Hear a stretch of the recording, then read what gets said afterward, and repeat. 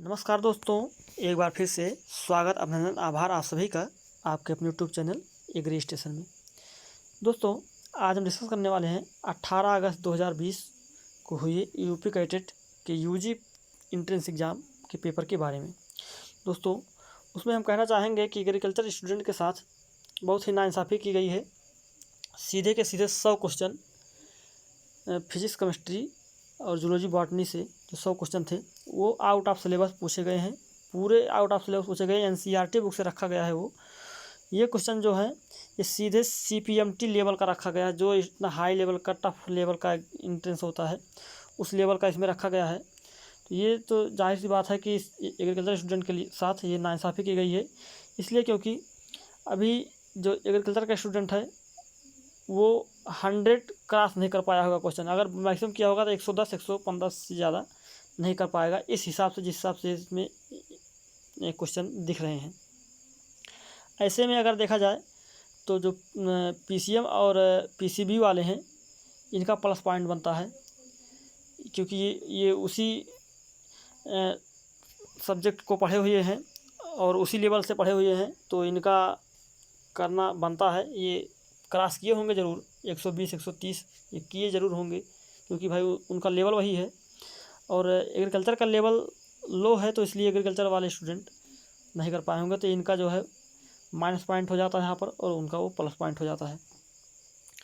But अब हम उम्मीद करते हैं यूपी कैडेट से कि ये गलती जो की गई है ये भविष्य में ना दोहराई जाए एग्रीकल्चर स्टूडेंट के साथ।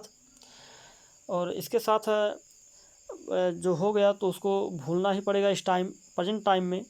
या फिर यूपी कैडेट से रिक्वेस्ट हम भी करना चाहेंगे कि भाई कहीं ना कहीं वेटेज दिया जाए एग्रीकल्चर स्टूडेंट को, क्योंकि आउट ऑफ सिलेबस अगर क्वेश्चन पूछा गया है तो उसका वेटेज मिलना चाहिए एग्रीकल्चर स्टूडेंट को।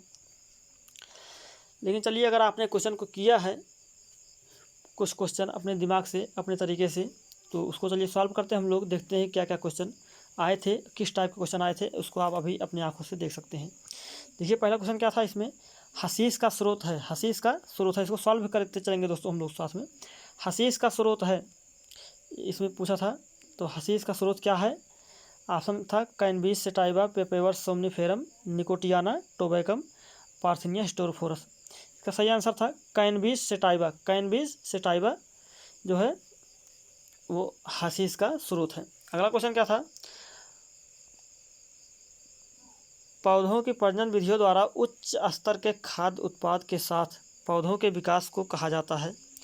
देखिए, इसमें ऑप्शन था बायोफोर्टिफिकेशन, बायोमैग्निफिकेशन, बायोडिग्रेडेशन, इनमें से कोई नहीं। इसका सही आंसर था बायोफोर्टिफिकेशन। इसका सही आंसर था बायोफोर्टिफिकेशन।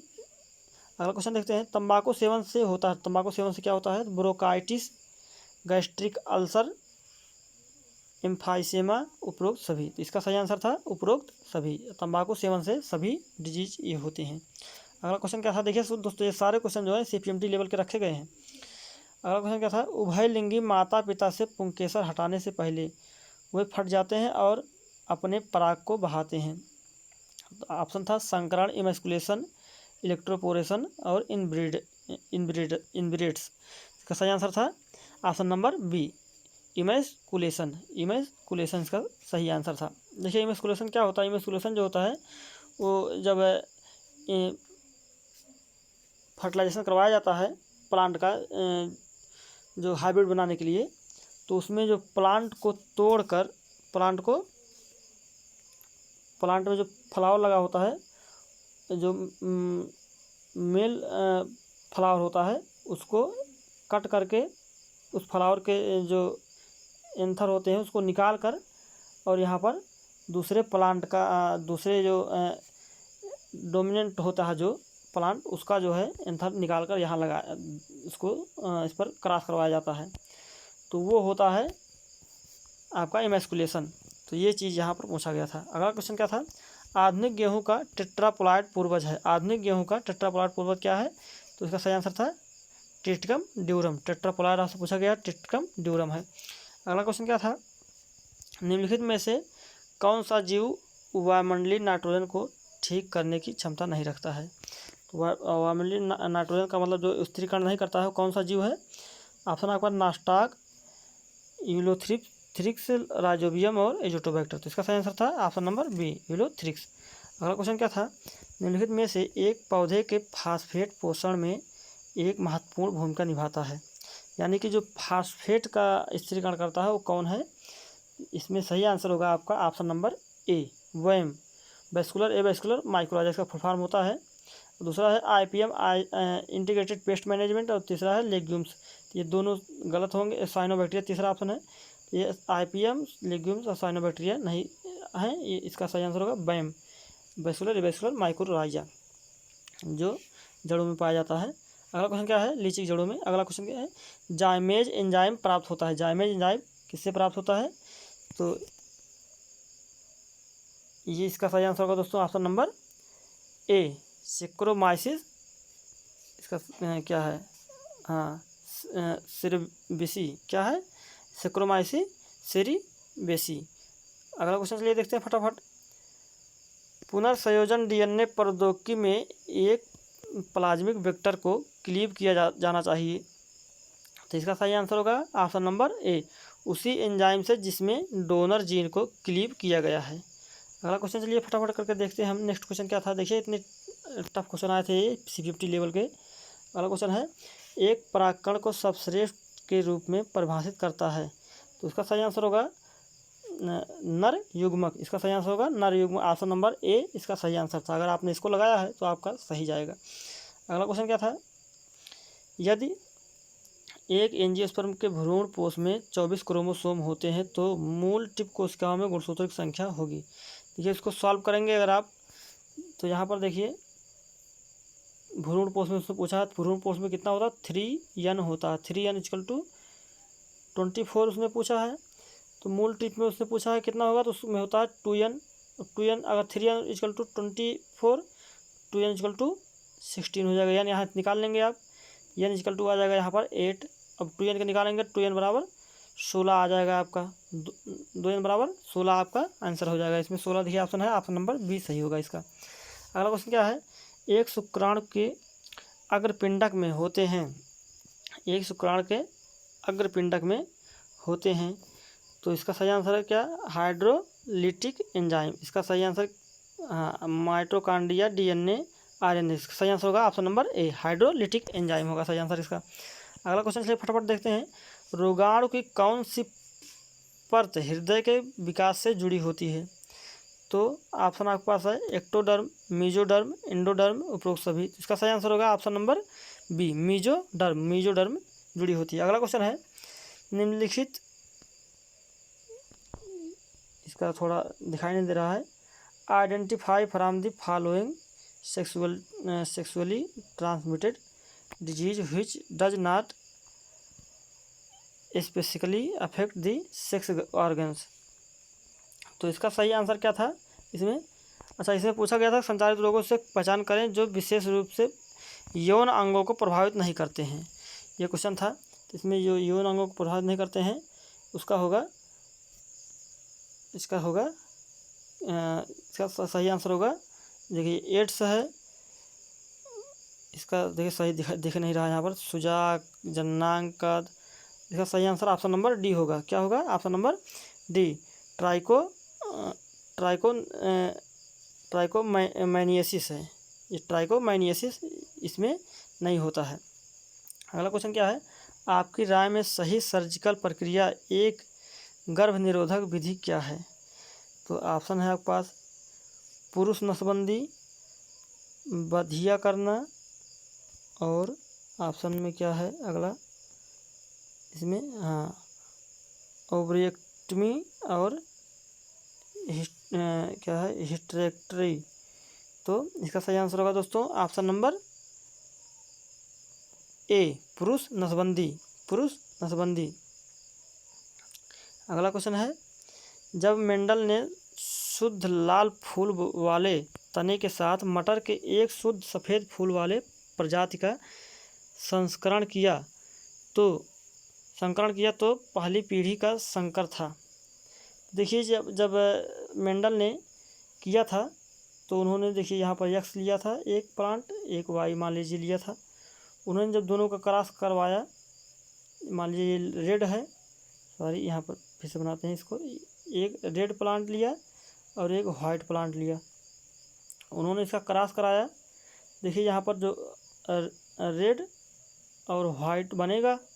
अभी जो रेड यहाँ पर उन्होंने पहले जो क्या था बताया था कि रेड जो होगा वो डोमिनेंट होगा, बट यहाँ पर रेड और वाइट ना बनकर यहाँ पर क्या बन गया था, पिंक बना था। क्या बना था, पिंक बना था, यानी कि दोनों का सेम मिक्सचर मिला था इसमें जो बना था।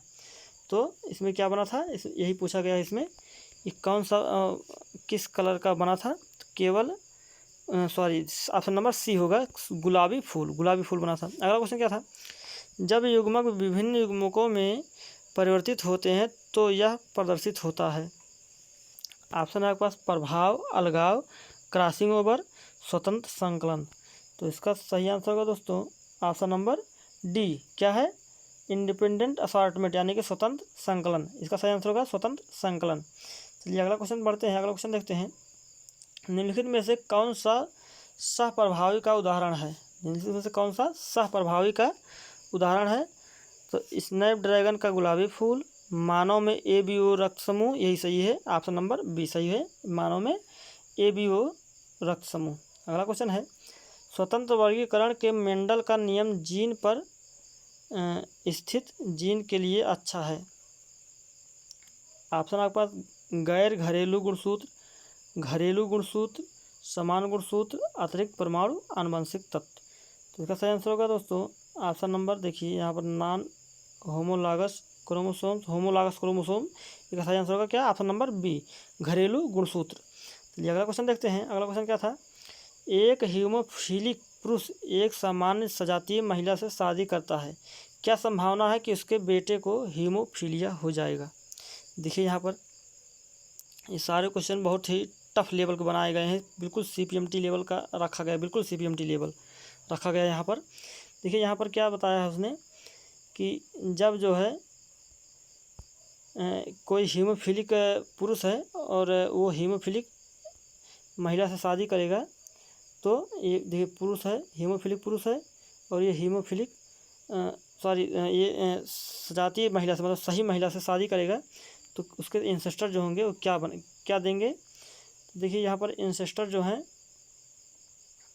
वो बनेंगे आपके XY बनेंगे आपके इंसेस्टर जो हैं, और उनमें जो है वो संभावना है कि उनके बेटे को हीमोफीलिया हो जाएगा। यानी क्या संभावना है, तो इसमें 0% संभावना होगा उनका। कितने परसेंट संभावना होगा, 0% संभावना होगा। अगला क्वेश्चन क्या था, गुणसूत्र सिद्धांत किसके द्वारा प्रभावित किया गया था। तो गुणसूत्र सिद्धांत किसने दिया था, सटन और बॉबेरी ने दिया था। अगला क्वेश्चन क्या था, निम्नलिखित प्रतीकों में से एक टर्नर सिंड्रोम का प्रतिनिधित्व करता है। इसका सही आंसर होगा ऑप्शन नंबर ए, AAXO। अगला क्वेश्चन क्या था, यूकैरियोट्स में प्रोटीन संश्लेषण की दीक्षा कोडन है। तो ऑप्शन आपके पास GUO, GGA, CCA, AUG। Yes, यही सही होगा ऑप्शन नंबर डी, AUG, यानी कि AUG। चलिए अगला क्वेश्चन देखते हैं, जीवाश्म रिकॉर्ड में पहला सत्य होमिनिड्स को जीनम में रखा गया है। जीवाश्म रिकॉर्ड में पहला सत्य होमिनिड्स को जीनम में रखा गया है। तो इसका सही आंसर होगा इजिप्टोपिथेकस, ऑस्ट्रेलोपिथेकस। ये सही होगा ऑप्शन नंबर डी, इसका सही होगा ऑस्ट्रेलोपिथेकस, इसका सही आंसर होगा। अगला क्वेश्चन क्या था, आधुनिक आदमी का सबसे करीबी रिश्तेदार है। तो आप जानते होंगे इसको, चिंपैंजी। क्या है ऑप्शन, कौन सा है, ऑप्शन नंबर डी सही होगा, चिंपैंजी, इसका सही आंसर होगा। अगला क्वेश्चन क्या था, लिम्फोसाइट इनमें से किसमें उत्पन्न होता है। तो लिम्फोसाइट लिम्फ में उत्पन्न होता है, ऑप्शन नंबर ए, देखिए सामने दिया है, ऑप्शन नंबर ए सही होगा इसका। अगला क्वेश्चन देखते हैं। अगला क्वेश्चन क्या था, जैव विविधता नाम दिया था, जैव विविधता नाम किसने दिया था। तो वाल्टर जी रोजन ने दिया था। किसने दिया था, वाल्टर जी रोजन ने दिया था, ऑप्शन नंबर ए सही होगा। अगला क्वेश्चन क्या था, निम्नलिखित स्तनधारियों में कौन संकटग्रस्त नहीं है। देखिए यहाँ पर दिया है ऑप्शन में, रेड स्लॉथ, कस्तूरी मृग, नीलगाय, भारतीय शेर। तो इसमें सभी हैं, बस नीलगाय संकटग्रस्त नहीं है, ऑप्शन नंबर सी सही होगा। चलिए अगला क्वेश्चन देखते हैं, वातावरण में कार्बन डाइऑक्साइड की सांद्रता का चक्रीय परिवर्तनों के कारण होता है। ऑप्शन है प्रकाशिक सक्रियता, श्वसन सक्रियता, जीवाश्म ईंधन का जलना और अवरक्त किरणों की सक्रियता। तो इसका सही आंसर होगा, देखिए यहाँ पर बर्निंग ऑफ फॉसिल फ्यूल यानी कि जीवाश्म ईंधन का जलना इसका सही आंसर होगा। अगला क्वेश्चन क्या है, किस प्रकार के ऊतकों द्वारा ग्लैंडस का निर्माण होता है? तो एपिथेलियल इसका सही आंसर होगा, ऑप्शन नंबर ए, एपिथेलियल। अगला क्वेश्चन क्या था, प्रोटोजोआ समूह के वर्गीकरण का आधार है? तो आप लोगों ने पढ़ा होगा इसको, आप एग्रीकल्चर में भी इसको पढ़े होंगे। तो लोकोमोशन द्वारा यानी कि चाल द्वारा, ऑप्शन नंबर सी सही होगा, चाल द्वारा। अगला क्वेश्चन क्या था, ऊतकों का अध्ययन जाना जाता है, तो आप इसको जानते होंगे, हिस्टोलॉजी। अगला क्वेश्चन क्या था, ओरिजिन ऑफ स्पीसीज पुस्तक के लेखक कौन है? तो चार्ल्स डार्विन है, ऑप्शन नंबर सी सही है। कान्हा राष्ट्रीय उद्यान स्थित है कहाँ है? मध्य प्रदेश में, ऑप्शन नंबर डी सही है इसका। अगला क्वेश्चन, मधुमक्खी पालन जाना जाता है, इसको भी आप जानते होंगे, एपीकल्चर, ऑप्शन नंबर डी सही है। और नेक्स्ट क्वेश्चन क्या था, भारत में प्रोजेक्ट टाइगर का आरंभ कब हुआ? तो इसका 1973 कहाँ गया? ऑप्शन नंबर सी सही है इसका, 1973 देखिए दिया है। तो दोस्तों ये क्वेश्चन थे आपके बायो से रिलेटेड, क्योंकि ये काफ़ी टफ थे, इसलिए आप लोग, हमें उम्मीद है कि आप लोग कर कम पाए होंगे। इसमें से इतने क्वेश्चन में से एग्रीकल्चर का जो स्टूडेंट होगा, क्योंकि एग्रीकल्चर का स्टूडेंट जो लेवल है उसका बहुत ही लो है, तो बहुत ज़्यादा कर पाया होगा। अगर 30 से 40 क्वेश्चन ज़्यादा नहीं कर पाया होगा एग्रीकल्चर का स्टूडेंट, 20 ही कर पाया होगा। ये बायो का जो पोर्शन 50 पोर्शन है, 50 क्वेश्चन, 50 में से बहुत ज़्यादा किया होगा अगर, तो 20 क्वेश्चन मैक्सिमम किया होगा, 15 ही मानिए आप। तो इतना बहुत कम है एग्रीकल्चर स्टूडेंट के लिए।